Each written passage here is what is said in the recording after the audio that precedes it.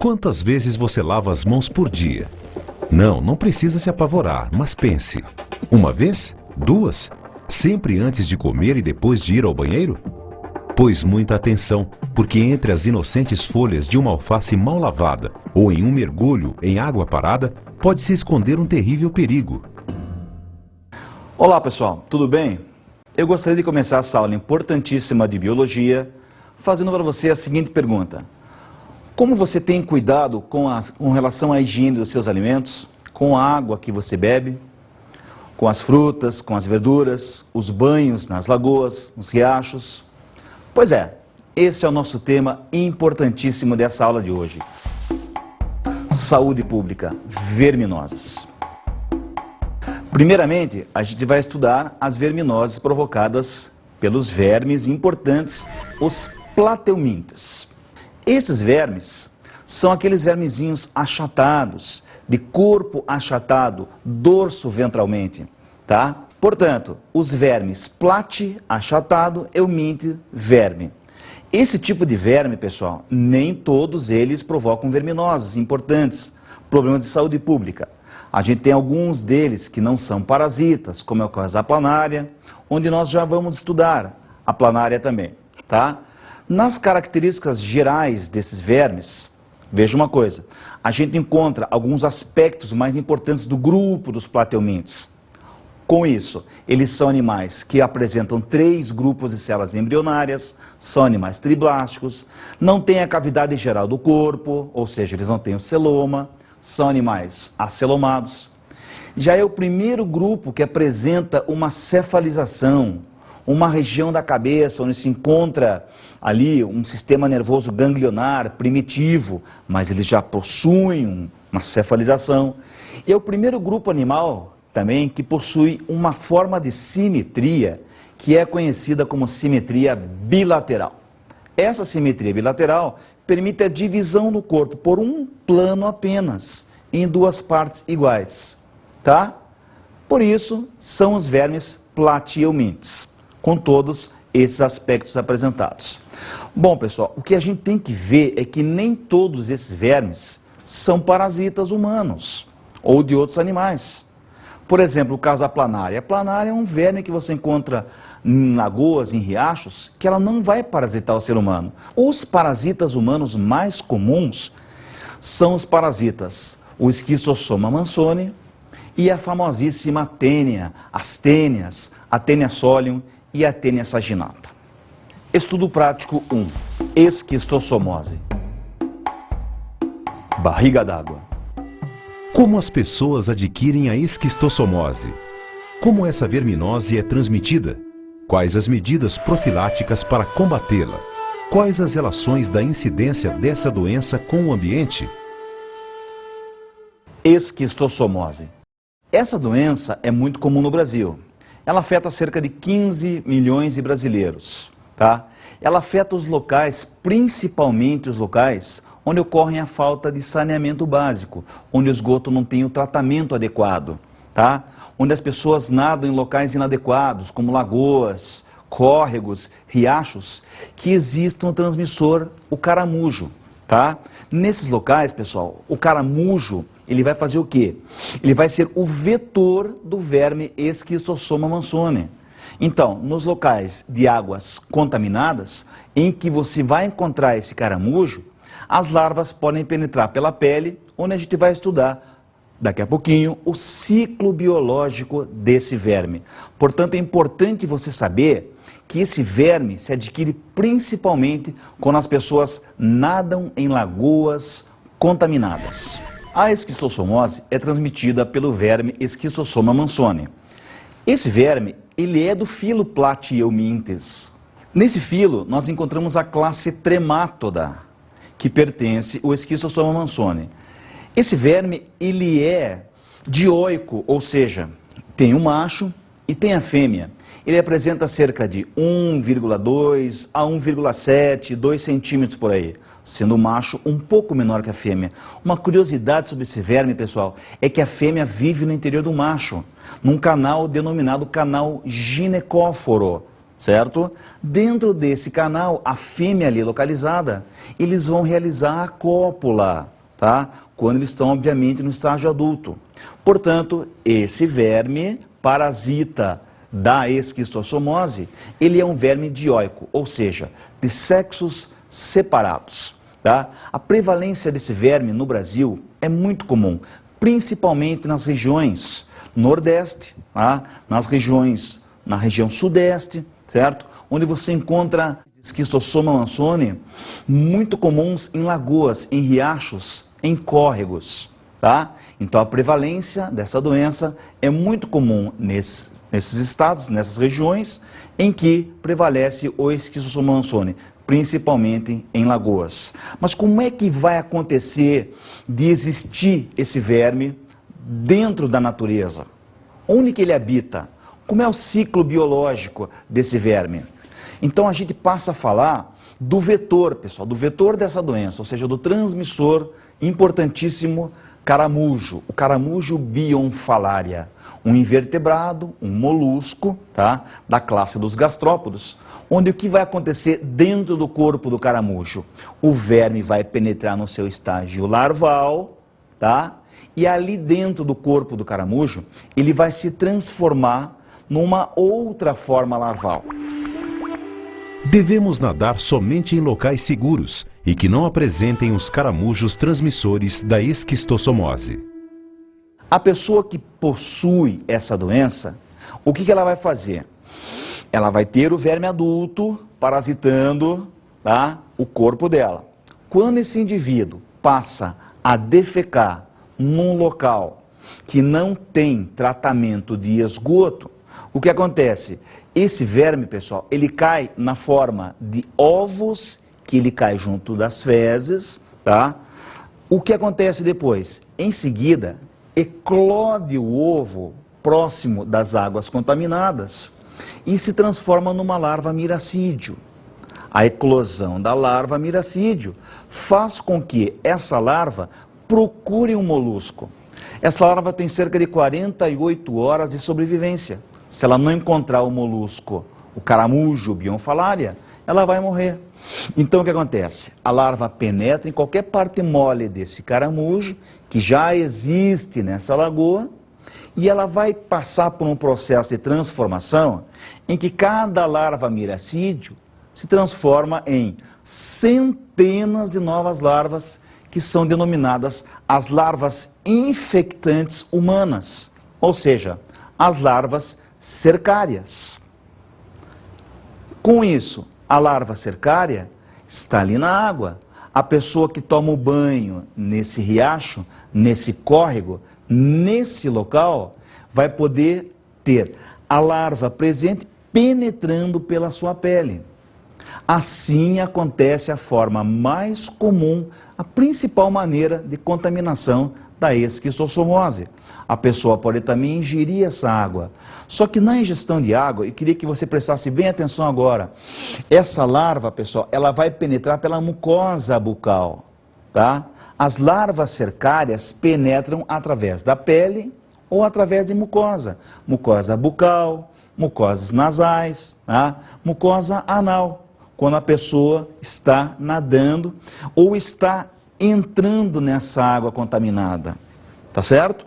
Portanto, é uma doença que prevalece em locais onde não existe o saneamento básico, tá? E as pessoas nadam nesses locais sem ter os cuidados necessários. Aí o que vai acontecer dentro do corpo humano? Os adultos, o macho e a fêmea, eles vão se reproduzir, eles vão estar ali parasitando, se alimentando dentro de veias. O que eu quero que você perceba é que esse verme não é um parasita de intestino, é um parasita de vaso sanguíneo, tá? Parasitando os vasos do sistema porta-hepático. É a porta do fígado. Esse sistema é um sistema que vai fazer toda a irrigação do fígado, o intestino e o baço. E é ali dentro que os vermes vão estar copulando. Depois da cópula, a fêmea se dirige, sai do vaso, tá? E o que vai acontecer? Ela passa entre os vasos do sistema porta-hepático e coloca os ovos no intestino delgado. Quando o indivíduo defeca nos locais inadequados, os ovos caem no ambiente, completando o ciclo evolutivo. Quais são os sintomas da esquistossomose? Ele sente diarreia, febres, cólicas, náuseas, tonturas, emagrecimento, aumento do volume do fígado, hemorragias. Esse caso de aumentar o volume do fígado, pessoal, tem um nome especial, que é a ascite. O que é isso? Quando o verme está instalado no sistema porta-hepático, nos vasos, nas veias desse sistema, o que acontece é que ele começa a obstruir essa passagem de sangue. Consequentemente, o plasma acaba saindo do vaso sanguíneo e vai extravasar para a cavidade abdominal. Daí é que vem o nome popularmente conhecido como barriga d'água. Agora eu queria mostrar para vocês um trecho de uma reportagem do Jornal Nacional que fala sobre o mapeamento genético do esquistossoma mansoni. Por que é importante esse mapeamento? Para a produção de vacinas contra essa doença. Vejam então. Pesquisadores brasileiros, americanos e ingleses concluíram um mapeamento genético do parasita que provoca a esquistossomose. O estudo, que abre caminho para um tratamento mais eficiente da doença, foi publicado hoje na Nature, uma importante revista científica. Um filete d'água para uma comunidade inteira. A gente usava para nadar, para lavar roupa, vasilha. Mas o córrego escondia uma ameaça à saúde pública. A gente achava que a água estava limpa, né? Não estava e não está. As margens são infestadas de caramujos que podem transmitir a esquistossomose, doença também conhecida como xistose. É transmitida por uma larva que sai do caramujo e entra no corpo humano para se reproduzir principalmente na barriga. Os sintomas são dores, diarreia e vômito. Na região metropolitana de Belo Horizonte, pesquisadores da Fundação Oswaldo Cruz constataram que 2 medidas simples fizeram o índice de infestados despencar: rede de esgoto e água tratada. Há 27 anos atrás, a prevalência da doença era em torno de 37%. Hoje, nós constatamos que 2,5% dessa população está infectada. Os pesquisadores consideram o resultado da pesquisa como a primeira prova científica de uma antiga tese. Infraestrutura de saneamento é essencial no combate à doença. Os cientistas ainda fizeram outra importante descoberta. Em laboratórios como este, encontraram o caminho que pode levar à produção de uma vacina contra a esquistossomose. Biólogos ingleses, americanos e brasileiros fizeram um sequenciamento genético da larva do caramujo. O desafio agora é encontrar entre os 15 mil genes descobertos qual ou quais transmitem a esquistossomose.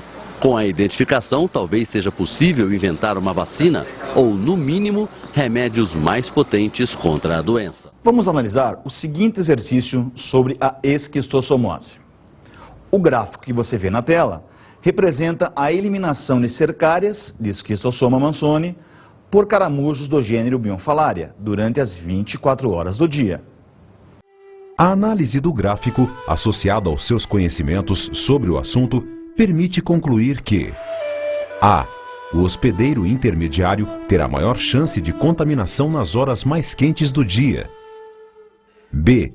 O risco de infecção é praticamente nulo à noite e nas primeiras horas do dia. C. A intensidade da transmissão do parasita independe das condições sanitárias e dos níveis de poluição ambiental. D. A temperatura e a luz são fatores inibidores da liberação de cercárias. E. A repetição de hábitos cotidianos da população, como banhos e lavagem de roupa em águas contaminadas, não interfere na carga eumíntica. Vejam no gráfico como acontece a situação do exercício. Nós podemos perceber que durante o dia a prevalência de cercárias é muito maior do que à noite. Você veja a porcentagem de cercárias, cerca de 25%. Já à noite, após as 19 horas, nós não encontramos cercárias no ambiente. Cercárias ativas não se encontram nesse local. A resposta é a letra B. O risco de infecção é praticamente nulo à noite e nas primeiras horas do dia. Na interpretação do gráfico, nós vimos isso. A atividade das cercárias à noite não acontece. A atividade maior durante o dia. Portanto, letra B correta, porque o risco de infecção é praticamente nulo à noite e nas primeiras horas do dia. A infecção acontece durante o dia, nas atividades mais quentes do dia. Estudo prático 2. Teníase e cisticercose. Agora nós vamos estudar duas verminoses importantíssimas, a teníase e a cisticercose. Essas duas doenças são transmitidas pelo mesmo verme, pelo verme Taenia, a Taenia solium e a Taenia saginata. Só que essas duas doenças, a teníase e a cisticercose, são transmitidas de formas diferentes, em estágios diferentes do verme. Teníase é o verme adulto no intestino delgado e cisticercose são as larvas da tênia que podem afetar o cérebro. Portanto, a gente tem que distinguir bem a diferença dessas duas doenças. Primeiro, a teníase. Existem dois tipos de tênias. Esses dois tipos, um afeta o porco, que é a Taenia solium, outro afeta o gado, que é a Taenia saginata. Vamos conhecer agora a tênia do porco, tá? A tênia do gado, essas duas importantes tênias, como é que elas são transmitidas? Vejam como é que pode acontecer a contaminação da teníase. Adquire-se a tênia ao comer a carne suína ou bovina mal cozida ou mal passada, que contenham as larvas ou cisticercos das tênias. Para conhecer melhor sobre essas doenças, nós vamos conhecer primeiramente a estrutura de uma tênia. O que é o corpo da tênia? Como que ela é classificada dentro do filo Plateumintes? Primeiramente, pessoal, a tênia é um verme da classe dos cestoides, a classe cestoda.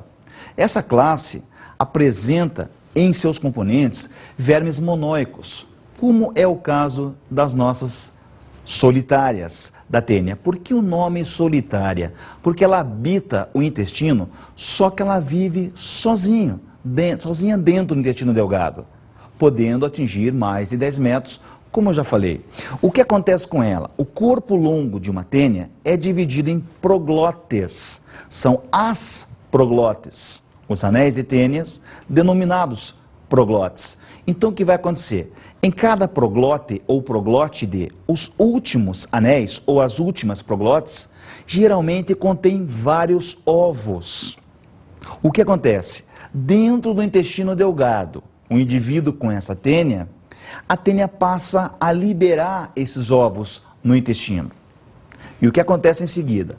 Quando o indivíduo não obedece às higienes adequadas, às normas adequadas de higiene, ele passa a defecar no chão e vai transmitir os ovos de tênia para a natureza, tá?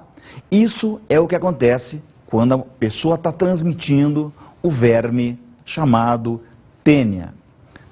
Vamos ver agora o ciclo da Taenia solium, que é a tênia do porco. Acompanhe o ciclo da teníase. Quando o indivíduo defeca em locais inadequados, o que acontece? Ovos de tênia caem no ambiente. Em seguida, esses ovos, eles ficam pelo chão, eles caem próximo dos rios, das verduras, tá? E o que ocorre? O porco vai se alimentar desses ovos, porque o porco vai comer o que está no chão. Portanto, ao ingerir esses ovos, o porco adquire a Taenia solium, que passa a eclodir o ovo, se transformando numa forma larval, que vai perfurar seu tubo digestório, atingindo a corrente sanguínea, porque essa larva quer oxigênio, pessoal. Essa larva quer oxigenação. Ela atinge a musculatura do porco, podendo também atingir outras regiões, como o cérebro, provocando agora a doença cisticercose no porco. Portanto, agora o porco, que é o hospedeiro intermediário, ele vai abrigar a larva da Taenia solium no seu organismo, na sua musculatura, tá? Essa é a forma importante de contaminação no porco. Agora vejam, após o abate, alguns cuidados devem ser observados. Por quê? Essa carne, ela está contaminada com as larvas da Taenia solium. Essas larvas são visíveis, um exame visual poderia resolver, ajudar a evitar a transmissão dessa doença, né?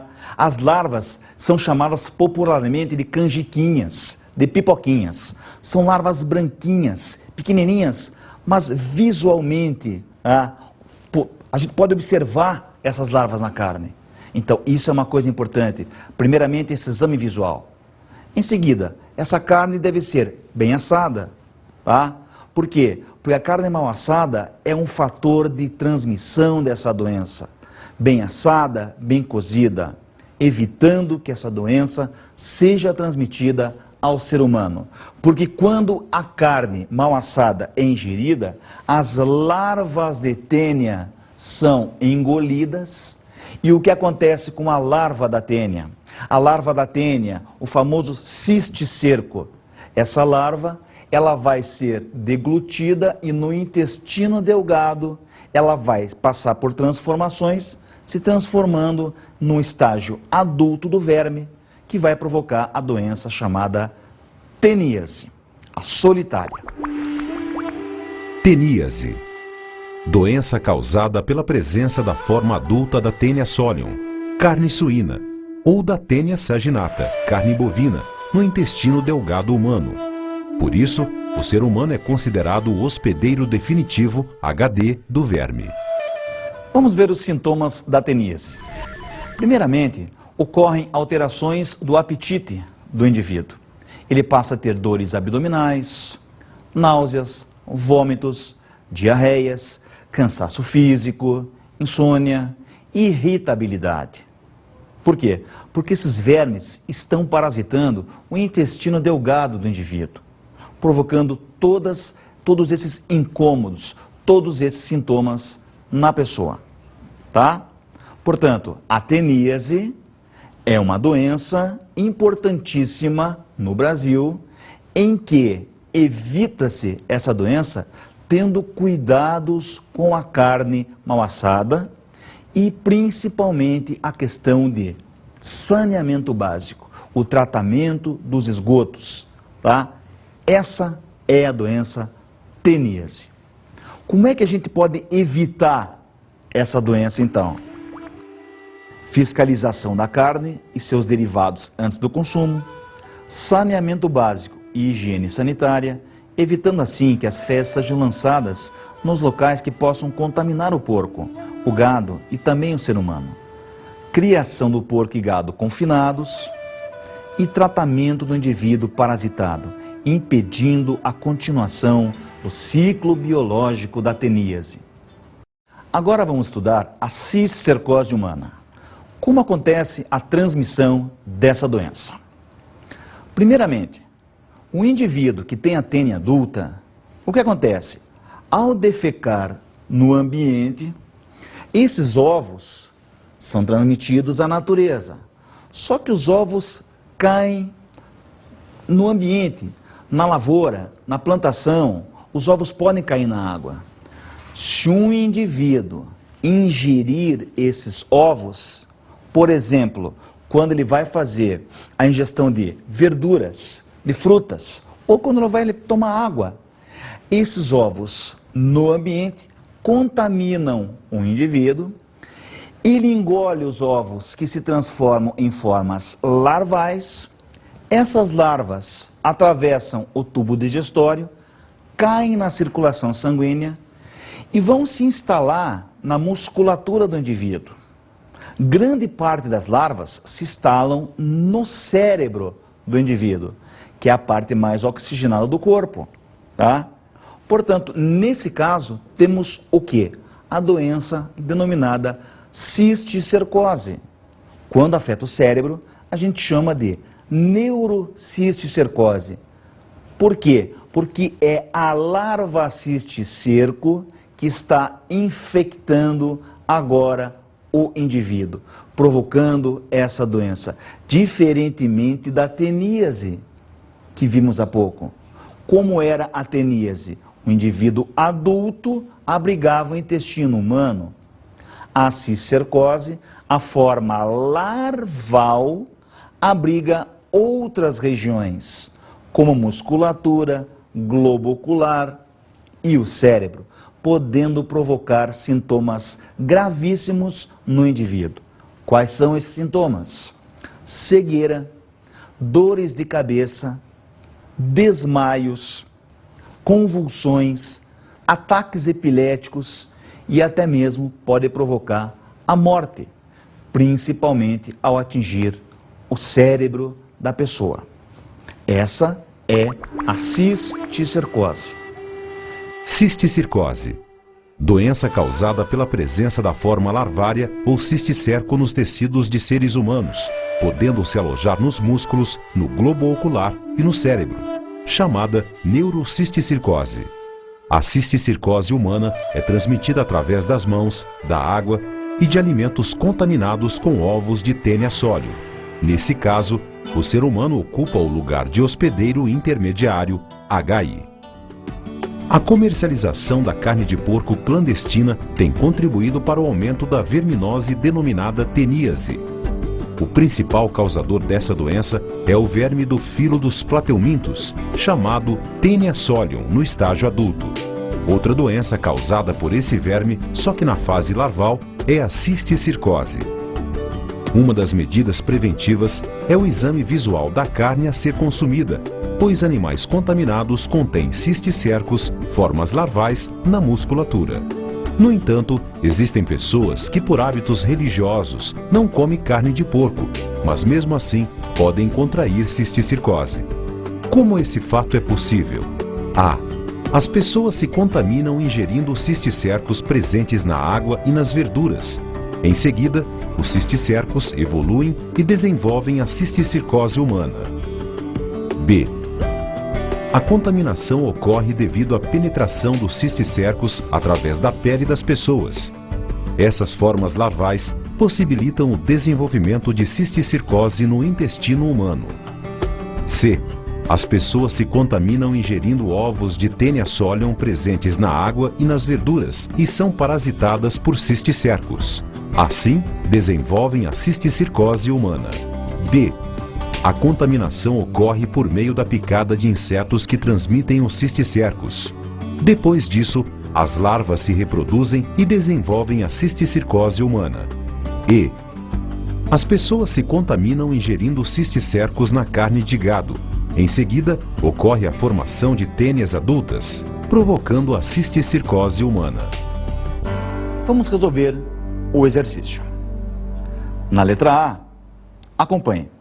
As pessoas se contaminam ingerindo cisticercos presentes na água e nas verduras. Em seguida, os cisticercos evoluem e desenvolvem a cisticercose humana. Lembre-se, as pessoas se contaminam ingerindo o quê? Ingerindo ovos de Taenia solium existentes na água e nas verduras, não a forma larval, não os cisticercos. Então a letra A está errada. Na letra B, a contaminação ocorre devido à penetração dos cisticercos através da pele das pessoas. Essas formas larvais possibilitam o desenvolvimento de cisticercose no intestino humano. A contaminação dos cisticercos não aconteceu através da pele, e sim da ingestão de ovos. A contaminação da doença cisticercose. E outra coisa, as formas larvais, pessoal, elas não se desenvolvem no intestino humano. Essas formas larvais, na cisticercose, se desenvolvem na musculatura, se desenvolvem no cérebro. Na letra C, as pessoas se contaminam ingerindo ovos de Taenia solium presentes na água e nas verduras e são parasitadas por cisticercos. Assim desenvolvem a cisticercose humana. Veja como está correta essa alternativa. Ela se contamina ingerindo os ovos do verme, os ovos de Taenia solium, e, consequentemente, são parasitadas por formas larvais, chamadas cisticercos. Por isso é que ocorre a cisticercose. Portanto, a letra C está correta. Comentando sobre a letra D, a contaminação ocorre por meio da picada de insetos que transmitem os cisticercos. Depois disso, as larvas se reproduzem e desenvolvem a cisticercose humana. Não vimos que é uma doença transmitida por picada de insetos. Nós estamos estudando que a cisticercose é uma doença transmitida pelos ovos contaminados, que existem na água, nas verduras, assim o ser humano é contaminado. E na letra E, as pessoas se contaminam ingerindo cisticercos na carne de gado. Em seguida, ocorre a formação de tênias adultas, provocando a cisticercose humana. Pessoal, para um pouco, veja essa letra E. As pessoas se contaminam ingerindo cisticercos na carne de gado. O cisticerco é a forma larval na carne. Isso é teníase. Consequentemente, acontece a formação de tênias adultas. Tá? Isso é teníase, não é a cisticercose. Vamos retomar a esquistossomose, a teníase e a cisticercose que vimos. Essas três doenças importantíssimas provocadas por vermes plateumintes. Como vimos, a esquistossomose é transmitida quando o indivíduo nada em locais contaminados, águas contaminadas com o caramujo bionfalária. Essa contaminação acontece quando as larvas do Esquistossoma mansoni penetram pela pele e também por meio das mucosas, certo? O Esquistossoma mansoni é um parasita que, na forma adulta, parasita os vasos do sistema porta-hepático. Quanto à teníase, uma importantíssima doença, em que a Taenia solium, presente na forma larval, na carne do porco, ou a Taenia saginata, na forma larval, cisticercos, presente na carne do gado, essas tênias são transmitidas ao ser humano por meio da ingestão de carne mal assada. Só que não se esqueça, são formas larvais que a pessoa ingere na carne mal assada. E a cisticercose, essa doença, vamos lembrar, ela dá no porco. A doença cisticercose, ela dá no gado. Mas também o ser humano pode adquiri-la. Quando o ser humano é o hospedeiro intermediário, tá? Ele fez o que o porco fez, o que o gado fez, ou seja, ele ingeriu os ovos de Taenia, especialmente de Taenia solium. A partir da ingestão desses ovos, a contaminação acontece porque os ovos eclodem, as larvas caem na circulação sanguínea e se encaminham para órgãos importantes, especialmente o cérebro, provocando a neurocisticercose. Como vimos, essas três verminoses provocadas por plateumintes, pessoal, são transmitidas basicamente pelos cuidados que devemos ter, pelo saneamento básico que deve existir. Por isso, basicamente, o saneamento, o tratamento de esgotos e os cuidados com os alimentos, essas medidas são as principais medidas profiláticas contra todas as doenças que vimos nessa aula de hoje. Sistematização. Nos estudos práticos 1 e 2, vimos os seguintes conteúdos: qualidade de vida das populações humanas, aspectos biológicos da pobreza e do desenvolvimento humano, principais doenças que afetam a população brasileira, caracterização, prevenção e profilaxia, noções de saneamento básico, identidade dos seres vivos, níveis de organização dos seres vivos, funções vitais dos seres vivos e sua relação com a adaptação desses organismos a diferentes ambientes. Trabalhamos com as seguintes habilidades. Habilidade 4. Avaliar propostas de intervenção no ambiente, considerando a qualidade de vida humana, ou medidas de conservação, recuperação ou utilização sustentável da biodiversidade. Habilidade 10. Analisar perturbações ambientais, identificando fontes, transporte e ou destino dos poluentes, ou prevendo efeitos em sistemas naturais, produtivos ou sociais. Habilidade 14. Identificar padrões em fenômenos e processos vitais dos organismos, como manutenção do equilíbrio interno, defesa, relações com o ambiente, sexualidade, entre outros. Habilidade 19. Avaliar métodos, processos ou procedimentos das ciências naturais que contribuam para diagnosticar ou solucionar problemas de ordem social, econômica ou ambiental. Habilidade 30. Avaliar propostas de alcance individual ou coletivo, identificando aquelas que visam a preservação e a implementação da saúde individual, coletiva ou do ambiente. Um grande abraço, pessoal. Até a próxima.